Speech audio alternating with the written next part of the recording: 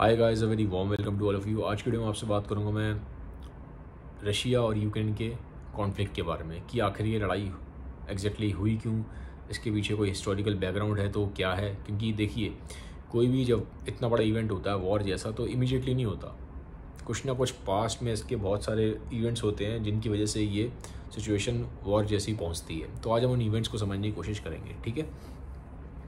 अब 1945 में world war 2 ख़त्म हो गया। अब जब वर्ल्ड वॉर 2 ख़त्म हुआ तो दुनिया में दो बड़ी सुपर पावर्स निकल के आई। पहली सुपर पावर थी यूएस, दूसरी सुपर पावर थी रशिया, ठीक है। अब बीच में था यूरोप, मान ली इधर यूएस है इधर रशिया है, बीच में यूरोप है। अब ये दोनों ही कंट्रीज़ यूएस और रशिया ये चाहती थी कि ज़्यादा से ज़्यादा यूरोप को हम अपने कब्जे में ले लें। अब यूरोप में 28 कंट्रीज़ हैं, तो ये दोनों यूएस और रशिया आपस में लड़ने लगे, ठीक है। एक कोल्ड वॉर सा हो गया इस चक्कर में कि ज़्यादा से ज़्यादा जो कंट्रीज़ हैं वो हमारी साइड आनी चाहिए।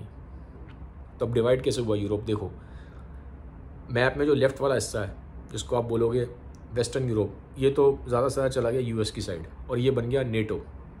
और जो मैप में ईस्टर्न यूरोप है, ठीक है, जो राइट साइड है मैप की, ये चला गया रशिया की साइड, तो ये बन गया सोवियत यूनियन, ठीक है। स्टार्टिंग सोवियत यूनियन की 1922 में ही हो गई थी, ठीक है। लेकिन ये जो प्रोसेस है ये लंबे टाइम तक चलता रहा, वर्ल्ड वॉर 2 के बाद भी कंटिन्यू रहा। रशिया ज़्यादा से ज़्यादा यूरोप को डोमिनेट करना चाह रहा था, ईस्टर्न साइड वाले को।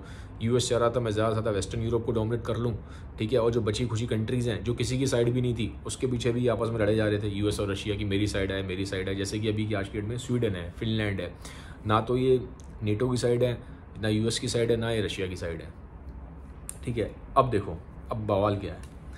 यूक्रेन 1945 के टाइम पे रशिया की साइड में था, सोवियत यूनियन के अंदर था, ठीक है।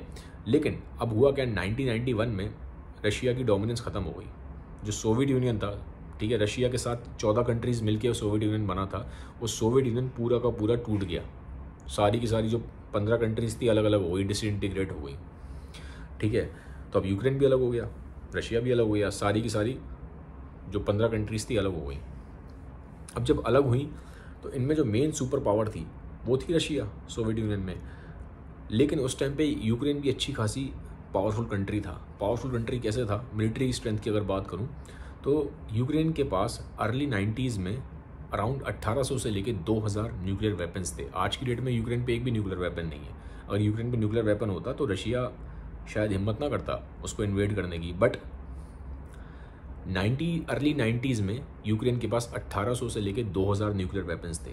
अब रशिया ने यूक्रेन को बोला था कि भाई एक काम करो, तुम ये जो न्यूक्लियर वेपन्स हैं अपने हमें दे दो, ठीक है, हमें सरेंडर कर दो, बदले में हम तुम्हारी प्रोटेक्शन करेंगे। अगर तुम पे कोई भी अटैक करती है एनिमी कंट्री तो हम तुम्हें बचाने आएंगे, ठीक है। तो यूक्रेन ने भी उस टाइम वो बात मान ली, एग्रीमेंट हो गया, सारा का सारा अपना न्यूक्लियर बम दे दिए रशिया को, ठीक है। अब आप देखो वही रशिया जिसने सारे न्यूक्लियर बॉम्ब्स यूक्रेन के लिए लिए और यूक्रेन को बोला कि हम आपको बचाने आएंगे, अगर कोई कंट्री आपको इन्वेड करती है तो यहाँ रशिया अब खुद ही इन्वेड कर रहा है। अब लेकिन इन्वेड कर क्यों रहा है, मतलब कोई रीज़न तो होगा ना रशिया के इन्वेड करने का, ऐसे ही तो इन्वेड नहीं कर रहा रशिया। तो हम थोड़ा सा उसको समझते हैं। अब देखिए, पहली वजह ये है कि यूएस हमेशा से चाहता है कि यूक्रेन जो है वो किसकी साइड आ जाए, यूएस की साइड आ जाए, नेटो में आ जाए, ठीक है। क्योंकि अब वो क्यों चाहता है यूक्रेन नेटो में आ जाए, क्योंकि एक तो रिसोर्सेज बहुत हैं किसी कंट्री के पास, तभी आप उसको अपने साथ लेके आते हो, ठीक है। तो पहले तो रिसोर्सेज हैं यूक्रेन के पास, दूसरा यूक्रेन की जो बॉर्डर है वो लगती है रशिया से, ठीक है। अब अगर यूक्रेन यूएस में चला जाता है तो यूएस बड़े आराम से फिर रशिया के अंदर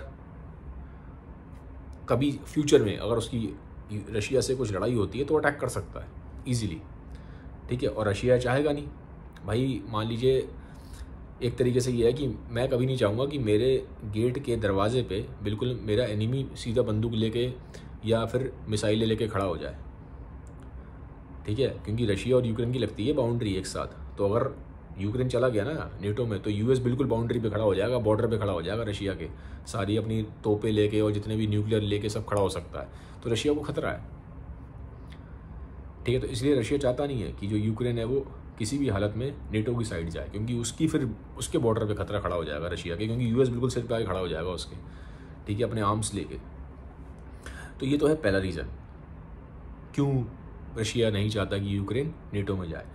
अब दूसरा रीज़न जो कि काफ़ी बड़ा रीज़न है, ये है पैसे का। पैसे का रीज़न कैसा है? देखो, रशिया दुनिया में बहुत ही टॉप मोस्ट समझ लो सप्लायर है नेचुरल गैस का। वर्ल्ड की टॉप कंट्रीज है, सबसे बड़ी कंट्री वर्ल्ड की जो नेचुरल गैस सप्लायर है वो यूएस है, फिर रशिया है, फिर ईरान है, कतर है। तो रशिया टॉप मोस्ट कंट्रीज में आता है वर्ल्ड का नेचुरल गैस सप्लायर के फॉर्म में। अब रशिया सारी की सारी नेचुरल गैस सप्लाई करता है यूरोप को मोस्टली जो नेचुरल गैस जाती है वो जाती है रशिया से होके। अब इधर यूरोप है, इधर रशिया है, लेकिन अब डायरेक्ट रशिया से होके यूरोप में नहीं जाती, बीच में यूक्रेन के थ्रू यहाँ पे पाइपलाइन बिछी हुई हैं, ठीक है। फिर वहाँ से पाइपलाइन होते हुए रशिया से नेचुरल गैस की पाइपलाइन यूक्रेन के थ्रू होते हुए यूरोप तक पहुँचती हैं। 2014 तक क्या था, 2014 तक यूक्रेन में जो सरकार थी उससे रशिया की अच्छी फ्रेंडशिप थी, ठीक है, और बड़े ही लो कॉस्ट पे आराम से रशिया अपनी पाइपलाइन यूक्रेन के थ्रू बिछाता हुआ यूरोप तक लेके जा रहा था।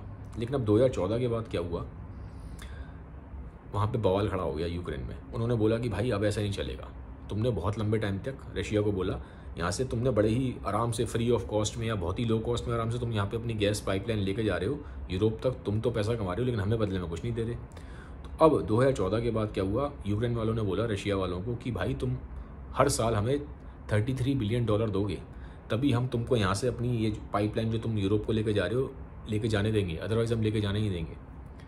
अब लेकिन रशिया इस चीज़ से नाराज़ हो गया, क्योंकि ऑलरेडी देखो रशिया का अगर मैं इकनॉमिक्स की बात करूँ तो पैसे के मामले में रशिया की जो हालत है वो अच्छे नहीं है। तो पहले ही पैसे के मामले में हालात अच्छे नहीं हैं। दूसरा जो उनका काफ़ी बड़ा पैसे का ज़रिया है वो है नेचुरल गैस। उस पर भी यूक्रेन वाले कह रहे हैं कि भैया $33 बिलियन तो तुम दो हमें किराया हर साल यहाँ से लेके जाने का वहाँ तक नेचुरल गैस।